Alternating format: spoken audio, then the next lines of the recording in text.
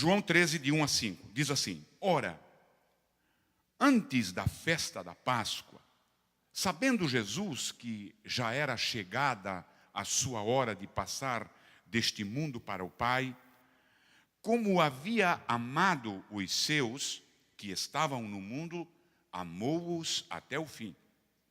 E, acabada a ceia, tendo o diabo já posto no coração de Judas Iscariotes, filho de Simão, que o traísse, Jesus, sabendo que o Pai tinha depositado nas suas mãos todas as coisas e que havia saído de Deus e ia para Deus, levantou-se, tirou as vestes e, tomando uma toalha, cingiu-se.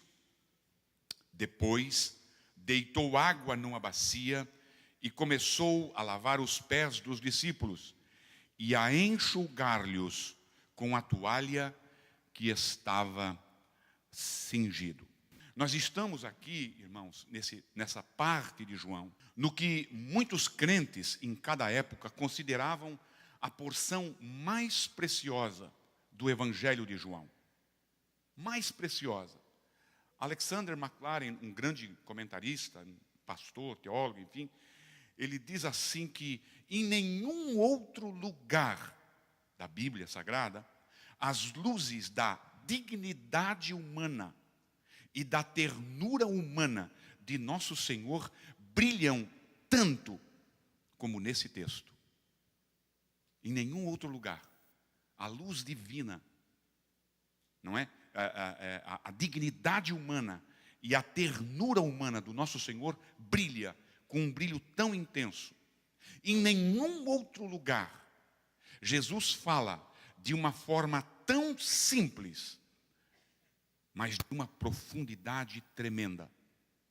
E ele continua: em nenhum outro lugar nós temos o coração de Deus tão desvelado para com o homem. É claro que é uma opinião dele, pode haver controvérsias, mas é muito profundo o que João, o contexto, você mesmo estudando, você vai ver isso aqui.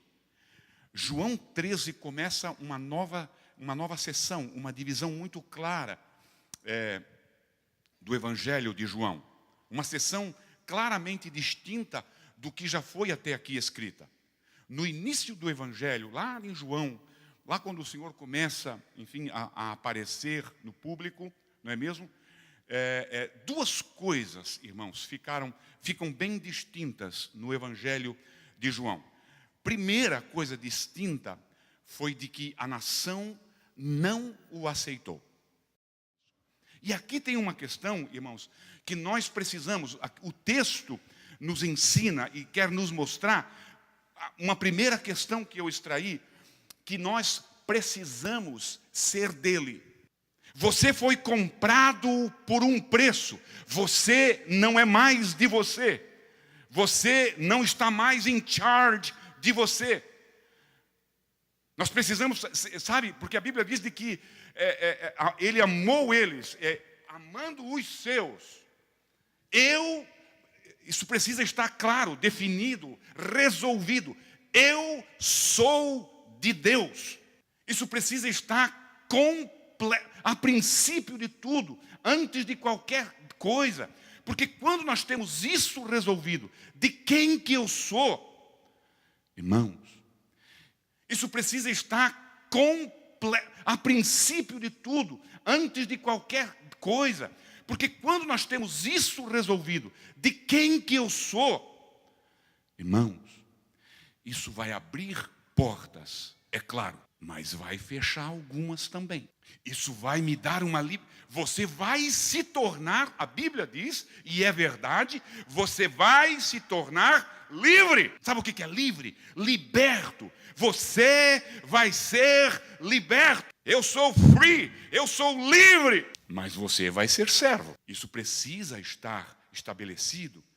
Isso precisa, porque a partir do momento que nós tivermos essa consciência A partir do momento que quando digo que eu sou de Deus, eu sei o que eu devo, mas eu sei o que eu preciso. Melhor dizendo, eu sei o que eu posso, mas eu sei o que eu preciso. Nós precisamos saber isso, definido. E o texto diz isso, irmãos. Irmãos, queridos, cultuar a Deus, e hoje é Santa Ceia, eu quero dizer, participar da Santa Ceia. E não é só o participar da Santa Ceia.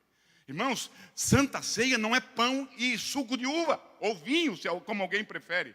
Santa Ceia não é isso. Santa Ceia não é isso. Santa Ceia vai muito mais além do que isso.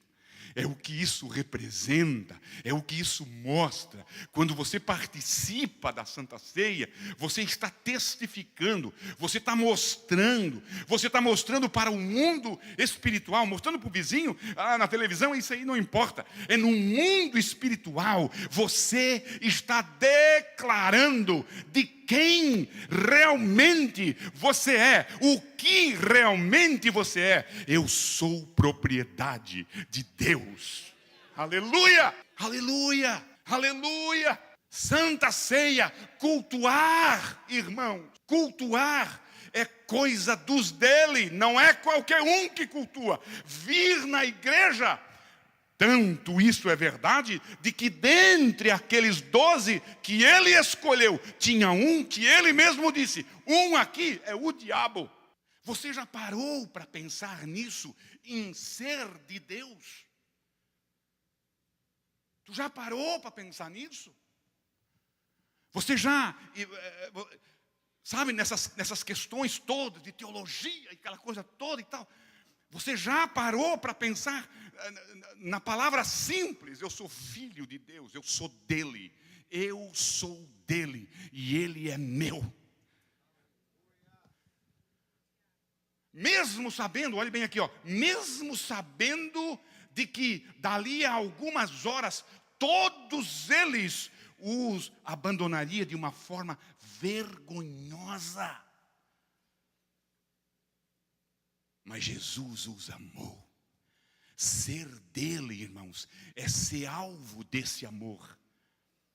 E essa questão, irmãos, de a Bíblia deixar clara de que todos o abandonaram. Isso aqui não é para registrar somente.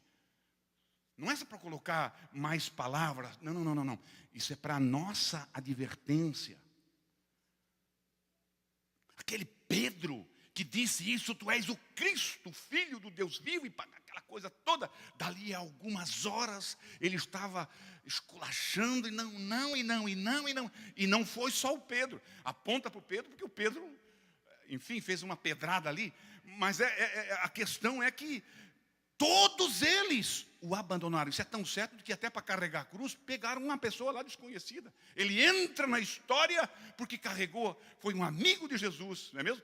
Quando Jesus precisava de alguém, quando eles viram que Jesus precisava de alguém para carregar a cruz. Onde é que estão aquele um dos 12 aí que ele escolheu? Quando você diz, que você declara de que você é dele, você é alvo desse amor. Nada do que você fizer, olhe bem, nada do que você fizer, nada do que você disser, nada do que você vier a ser,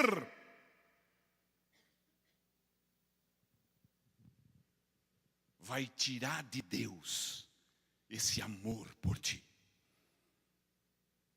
Vai causar dor, vai causar tristeza. Não consigo, como falamos hoje de manhã, uma linguagem antropopática, vai causar dor no coração desse Deus, vai causar tristeza no coração desse Deus, vai fazer sair desses olhos santos lágrimas, mas o amor de Deus por aqueles que são seus, jamais, eu estou doido para dizer de que mesmo com esse amor, ele te lança no inferno, mas ele não larga o amor, ele não diminui o amor. Isso é a vantagem, irmãos, essa é a vantagem de nós sermos alvos, de nós sermos, e isso está estabelecido, mas não é um estabelecimento como dizem por aí, eu também sou filho, não é isso. ter essa certeza, irmãos, é ter o privilégio de ter tido essa experiência. A experiência que ele diz lá no início, no capítulo 3 ou 4, quando ele encontra com Nicodemos. Dizer que eu sou dele com garantias, eu preciso ter no meu histórico, em algum momento do passado, eu preciso ter nascido de novo. E aí então você torna, sabe, você compra um título que é forever. Não importa onde você vai, não importa no que você se torna, você é alvo desse amor. E a Bíblia mostra isso, irmãos, de uma forma muito clara. Quando ele vai no traíra, quando ele vai naquele traidor, e ainda ele tira o bocado molhado e coloca, como que dando uma chance, mas demonstrando que o amor dele vai até o fim mesmo. Ele não muda. Se você olhar na história do povo judeu, se você olhar, aliás, a história do povo judeu representa isso de uma forma muito clara. Eu e você estamos aqui porque houve um parêntese na história, mas o amor de Deus não muda. Pelo povo judeu, Deus ama o povo judeu da mesma forma como amou lá desde Abraão. Desde Abraão.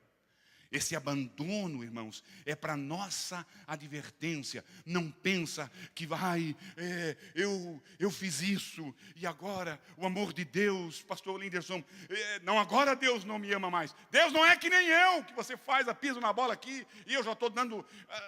Não, Deus não é assim, Deus é diferente. O amor dele vai até o fim, o amor dele é infinito, o amor dele é garantido. Quando você está resolvido com essa questão, fique sabendo de que nada do que você fizer vai te afastar do amor dele, a não ser, quem sabe, entristecê-lo muito, é verdade.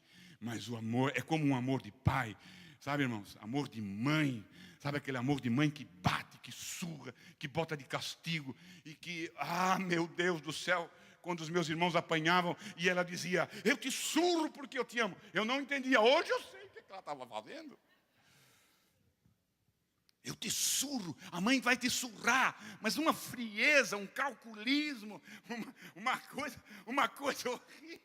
Digo, que amor é esse? Mas é o amor, não tem amor de mãe, não dá nem para comparar com o amor de Deus. O amor de Deus às vezes nos coloca numa cama, nos coloca, irmãos, eu já vi muita gente barbuda chorar, mas chorar de lágrimas. Estava falando com ele por aquela janelinha, sabe? Aquela janelinha que você pega um telefone, não esqueci o nome onde que era, e ei, meu amigo, daí bota a mão, chorava. Deus coloca lá às vezes, para que o amor deles seja recompensado, seja reconhecido, seja, enfim, considerado. Você já imaginou, irmãos, essa questão do amor de Deus? Ser dele? Essa questão de ser dele, irmãos, Pedro disse que nós somos uma propriedade peculiar. Essa palavra de peculiar não é só você. Daí vem a nossa palavra, um perímetro, sabe? Ao nosso redor. Não é só você, é a tua casa, é os teus filhos, é tudo ali, ó, o teu serviço, o teu trabalho, os teus sonhos, os teus planos, a tua propriedade, tudo é alvo desse amor. É alvo desse amor. Tudo passa a ser, considerado nesse amor. Ser dele precisa definir isso. Você precisa definir isso. Se você definiu isso, metade do caminho está garantido. Não importa onde você anda, não importa onde você vai, ali vai um filho de Deus. Ali os olhos de Deus estão postos sobre você. Uma segunda questão, irmãos, que o texto nos ensina. E quando nós somos dele, que uma coisa encaixa na outra, nós precisamos, irmãos, de uma depuração. Agora, olhe o que o Evangelho... Por isso que eu acho que o Evangelho de João é tremendo. Ele é profundo, já é meio diferente, né? Enfim, não faz parte dos sinópticos. Existe uma ligação entre João 12 e João 13, que é onde que faz essa mudança, que ele sai do público e ele vai para o privado. E faz um contraste abençoado que não pode passar desapercebido. Nessa questão aqui eu quero colocar assim que nós precisamos ser limpos, que nós precisamos ser depurados, que nós precisamos sermos aperfeiçoados. Nós precisamos, como diz, está lá em Romanos, transformados. Nós precisamos de uma transformação, algo paulatino, algo cotidiano, algo que está acontecendo, que não pode parar, contínuo. No João 12, irmãos, no versículo 3, se você depois em casa pode observar, nós nos deparamos com os pés de Jesus. Os pés de Jesus são ungidos. Os pés de Jesus são ungidos. Em João 13, no versículo 5, nós vemos os pés dos discípulos.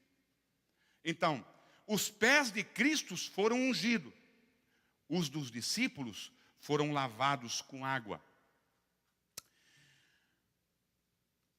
Enquanto o Senhor Jesus esteve nesse mundo, irmãos, passou por aqui nos seus 33 anos, Jesus não cometeu pecado.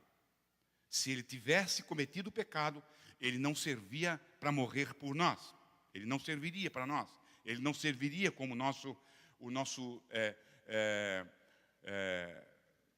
sacrifício vicário. Não serviria. Ele precisava ser sem pecado. Então, ele deixou o mundo como veio, sem pecado. Sem pecado. Santo, puro e imaculado. Os pés, irmãos, falam da nossa caminhada, do nosso andar, do nosso dia a dia. Como é que tu está, fulano? Estou andando, estou seguindo, estou caminhando. Não é assim? Estou andando. E é claro que você não fala dos pés especificamente, mas nós andamos com os nossos pés. Andamos com os nossos pés. Então, no sentido mais assim, oculto, mais místico joanino, nós colocamos de que os pés falam da nossa caminhada, do nosso andar dia a dia, das nossas dificuldades e como passamos por ela. Jesus, em todos os lugares e em todos os momentos que os seus pés o levaram a tal lugar, sempre Jesus manteve essa santidade. Por isso, irmãos, os pés falam da caminhada do dia a dia, e o fato de que os pés de Cristo foram ungidos com o perfume de nardo, mostra o cheiro, mostra o doce cheiro que sempre subiu do caminhar de Jesus, das caminhadas de Jesus ao Pai.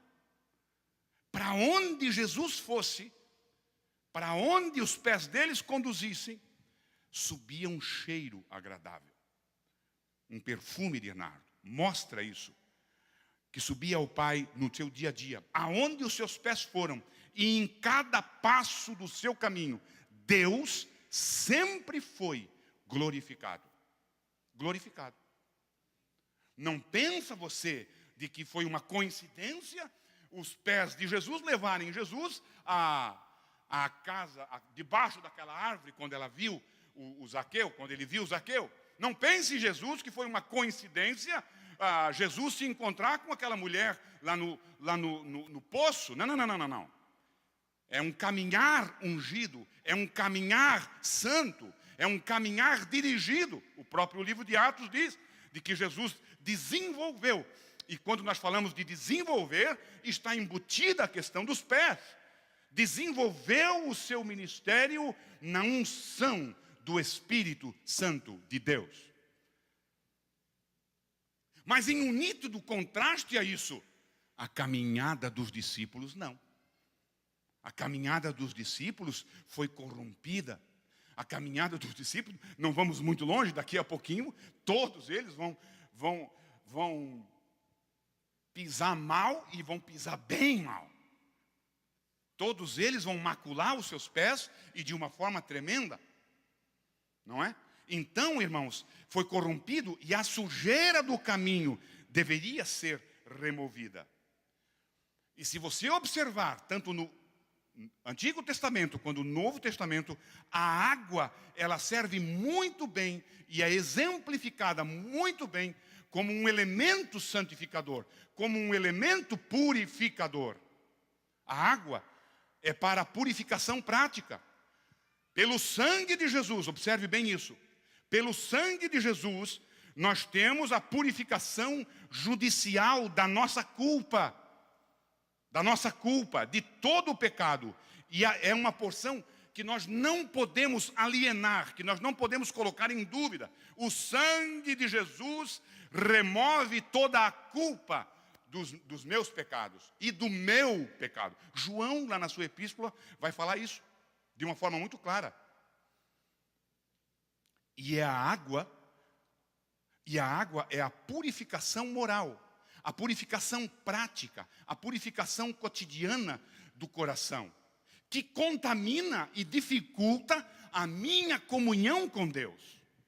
Uma coisa é o sangue de Jesus me purificar lá na cruz, e Ele derramou, e Ele me comprou. Aquele sangue tem aquele preço.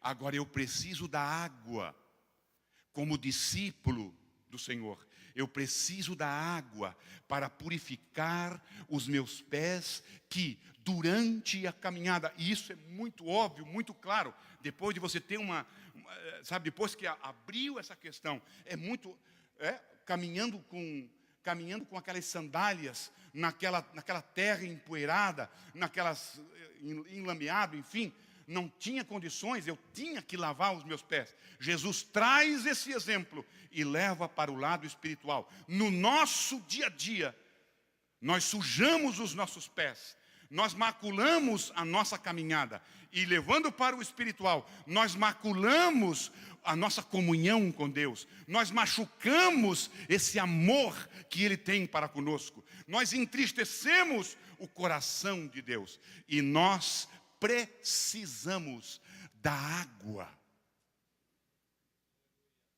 Precisamos da água para nos purificar. Nós precisamos,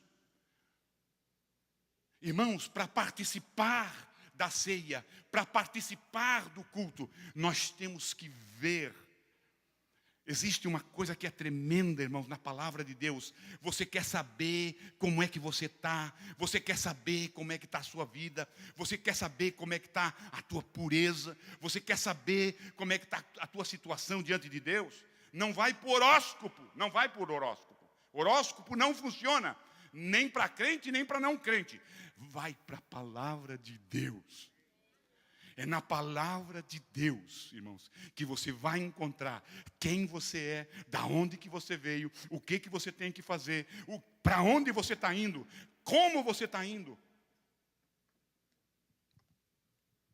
Para onde? Então, irmãos, discípulos do Senhor que participam da Santa Ceia precisam analisar a sua vida. É por isso que Paulo diz na carta que ele escreve: examine-se. Irmãos, para mim examinar, quando você vai examinar o teu peso, você não fica olhando, eu devo ter, deixa eu ver, um pouquinho mais aqui, aí bota para... Não. Você vai numa balança. Você vai na balança, e a balança vai te dizer quantos quilos você tem, quantas pounds você tem, e aí você vai tirar uma conclusão óbvia: eu preciso emagrecer. Foi isso que eu fiz. Foi a balança que me disse: você precisa emagrecer. Quando nós queremos ver, irmãos, como é que está o céu, como é que está a minha vida espiritual, o que eu estou falando está de acordo com a palavra, vai para a palavra. Vai para a palavra. Esse aqui é o diferencial dos outros livros. Isso aqui, quando você abre com esse intuito, com essa dedicação, com esse coração, com um coração aberto, a palavra vai te dizer exatamente como você está, para onde você está indo. Irmãos, eu não te digo isso porque eu ouvi dizer. Eu não te digo isso porque aconteceu com o fulano, aconteceu com... Não. Eu te digo isso porque a palavra diz. A palavra diz. A palavra mostra. E eu te digo isso como um exemplo próprio. Quantas das vezes que eu estava para tomar uma atitude, para que eu estava para definir alguma questão e tal, orei a Deus, acertei com Deus, ok, vai ser assim e tal, e não falei com ninguém, e pai, está tudo resolvido, ok, beleza. Agora, Senhor, que está tudo orado, que está tudo acertado, fala comigo através da tua palavra. E esses dias Deus usou alguém aqui para falar conosco na nossa reunião de pastores, bem naquela palavra. Fui eu quem te tirou de trás da malhada.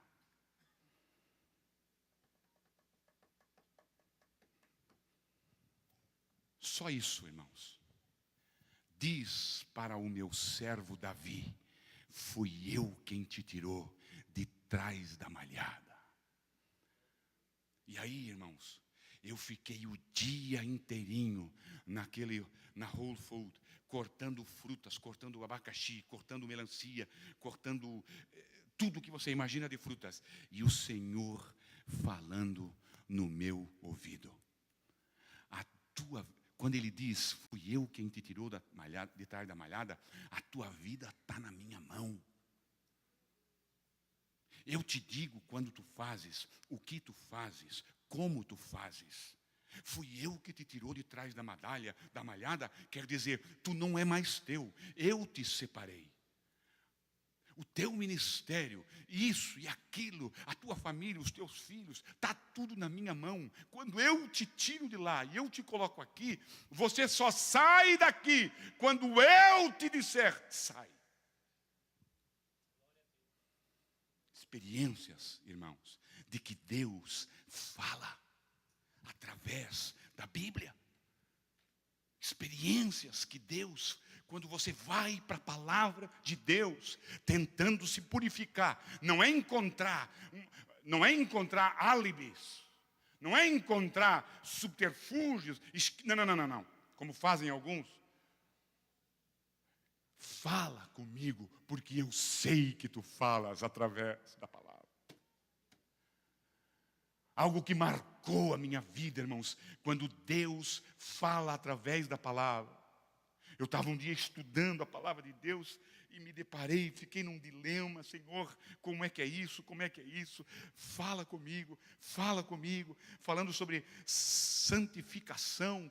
Eu já falei isso aqui, mas a igreja está mudando toda a vida, não é? Então temos que repetir, eu não me canso de repetir essas coisas, sabe?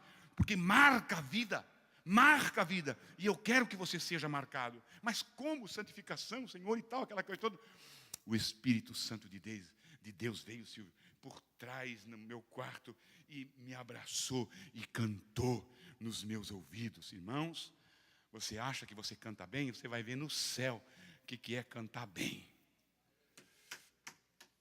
Ele fala, ele canta, ele dança, ele faz através da palavra o que for preciso fazer para te alcançar. Depura a tua vida, lava os teus pés, para que a tua caminhada seja uma caminhada santa, dirigida, ungida, legítima, autêntica, para que aonde você colocar o teu pé, aí mesmo o Senhor esteja contigo. Não caminhe por conta própria. Homens de Deus, você lembra? de um grande homem de Deus que caminhou por conta própria e Deus vai ao encontro dele. O que é que Deus diz? O que está fazendo aí dentro, Elias? O que está fazendo aí dentro? Que isso, Elias? O que estás fazendo aqui, homem do céu? E eu me descuidei ali, fui ver o negócio lá com o Gabriel, e quando eu procuro você, onde é que você está? Dentro de uma caverna. Isso aí é lugar para homem de Deus, escondido dentro de uma caverna, Elias. Qual é a resposta de Deus? Olha no texto. Volta nesse teu caminho. O teu, irmãos, define tudo. O caminho é teu, Elias. Quantas das vezes que nós damos com um cara na porta, quantas das vezes que nós entramos em beco sem saída, quantas das vezes que nós entramos numa armadilha do diabo para nos fazer cair, porque nós estamos o quê? No meu caminho. No meu caminho. Para mim mudar, irmãos. Olhe bem, purifica o teu caminho. Tenha certeza de que você é dele.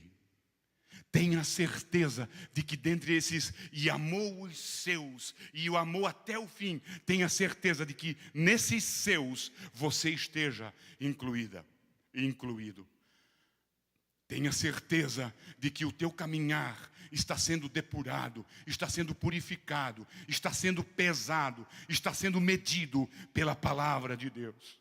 E quando eu digo caminhar, significa o teu falar. Eu podia ficar aqui um dia falando sobre isso, irmãos. O que é que você clica? Quer que eu seja mais específico? Aceita ou não aceita? Já tem 91 anos de idade, clica ou não clica? É o nosso caminhar. É o nosso dia a dia. É aquilo que você vê, é aquilo que você escuta, é aquilo... Enfim, irmãos. Examina pela palavra. Examina pela palavra. Santifica o teu andar pela palavra de Deus. Para mim começar a concluir. Irmãos, amados, nós precisamos cuidar do nosso coração. Cuida do teu coração. Você que é dele, cuida do teu coração. Olha o que é que diz o texto. É grande, é muito profundo. Olha aqui, ó. Tendo o diabo. Tendo o diabo. Mas como a Bíblia é clara, irmãos. Tendo o diabo posto no coração de Judas. Irmãos, você já imaginou, eu já preguei aqui sobre os privilégios de Judas. Quem era Judas? Judas, irmã Brenda. Judas viu Jesus caminhando sobre as águas. Judas, irmãos, eu tenho certeza, convicto disso, de que Judas saiu quando Jesus manda os discípulos de 2 em 2. Alguém saiu com Judas, ou Judas saiu com alguém. E a Bíblia diz que os demônios se nos sujeitaram. E Jesus diz, não te alegre porque os demônios se sujeitaram a você. Não. Te alegra porque o teu nome está escrito no céu. Homem do céu, presta atenção no que a Bíblia está te dizendo. Eu sei que a Bíblia está falando de uma forma muito clara e às vezes eu complico as coisas, mas eu não estou complicando tanto que você não consegue entender. Cuida do teu coração. Guarda o teu coração. Não tem bom, não tem grande, não tem forte, não tem nada disso, irmãos. Tem aquele que cuida e o que descuida. Cuida do teu coração. O diabo tem muito poder. homens grandes, homens tremendos, homens pregadores. A Bíblia fala, a Bíblia mostra, irmãos. Isso aqui está mostrando para mim e para você. O camarada estava do lado de Jesus. O camarada viu Jesus. O camarada tocou em Jesus. O camarada pregou por Jesus. O camarada fez de tudo junto com Jesus. E o diabo pôs. Sabe essa palavra? Eu fui lá ver o que é essa palavra. Mas como que o diabo põe? E aí eu estava pesando, irmãos. Eu estava pesando como é que é o nome dele? O Judas com a Eva. E sabe que se eu tivesse que advogar para um dos dois, eu advogava para Eva? Porque o Judas não tem desculpa. A Eva ainda que... E eu não quero dizer que porque é mulher. Não, você que pensou isso, examina pela palavra que não é isso que eu disse. É que estava ali, era tudo novo, aquela questão toda e tal. Agora Judas, ele fez um acordo. A palavra quando a palavra aponta para isso, o senso da palavra é isso. Balou ter feito um acordo. Ele premeditou. Foi premeditado. Ele não foi pego de surpresa lá no jardim. Também não quero aliviar muito para Eva, não é? Mas lá no jardim, desprovido, o Adão não estava por ali, a fruta era bonita mesmo, papapá, tatatá. Agora você vai trair. E o diabo consegue, irmã Dirlene. E o diabo consegue. E a palavra, ela vai um pouquinho, o senso da palavra vai um pouquinho mais além. Haver um acordo mútuo. Pastor Elias, isso é de danar o camarada. O diabo chega para você e diz, não, vamos fazer assim, ó, assim e tal. Ok, eu vou fazer. Com o diabo. Aquele que ele acabou de expulsar, enfim. Por que isso está registrado, irmãos? Não está registrado só para derrubar o Tiago, o Judas, não. Não é só para isso, irmãos. Isso está escrito para a nossa advertência. Para a nossa advertência, cuida do teu coraçãozinho. Policia o teu coraçãozinho. A Bíblia diz que não existe nada. Você sabe o que quer dizer nada em grego? É nada. Aprenderam, né? Porque eu não quero que você fique assim. Não, eu quero que você pegue a palavra com tranquilidade para ter assento no teu coração. Quando a Bíblia diz que é nada, irmãos. Não tem nada mais enganoso. Nós tivemos uma reunião na segunda-feira e eu coloquei lá para os nossos irmãos, enfim, ali que estávamos reunidos. A minha oração a Deus, Senhor, não deixa eu me exaltar. Senhor, não me deixa sozinho, chorando aqui nessas cadeiras, não me deixa sozinho, não desiste de mim. Se eu for errar para te entristecer, para envergonhar a igreja, me mata antes. Não deixa, não deixa, não deixa, não deixa, não deixa. Não permitas que o meu coração se ensoberbeça. Cuida do teu coração. Cuida do teu coração. Nós estamos aqui hoje batalhando numa igreja complicado, difícil, e doença, e desemprego, e injustiça e corrupção. Tudo por causa da jactância. Tudo por causa do orgulho, tudo porque não conheceu, não cuidou, não cercou, não cativou o coração. Cuida do teu coração. Às vezes é preferível ser, extremista por um lado. É melhor ser extremista do que ser um pouquinho moderno e liberal. Não, isso aqui não faz mal. Cuida, o diabo não está brincando. O diabo não brinca. Ele nunca brincou. Aleluia. Aleluia. Isso serve para nós vigiarmos o nosso coração. E eu estava lendo sobre isso. E olha só. Em toda a extensão da BR-101. Quantos conhecem a BR-101? Muita gente aqui conhece, porque ela vai do sul até Natal, lá no norte. Vai até onde lá? Quem é que é de Natal, Rio Grande do Norte aí? Não tem nenhum Rio Grande do Norte aqui? Pois bem, ela atravessa o Brasil, o litoral Brasil. Em toda a extensão da 101,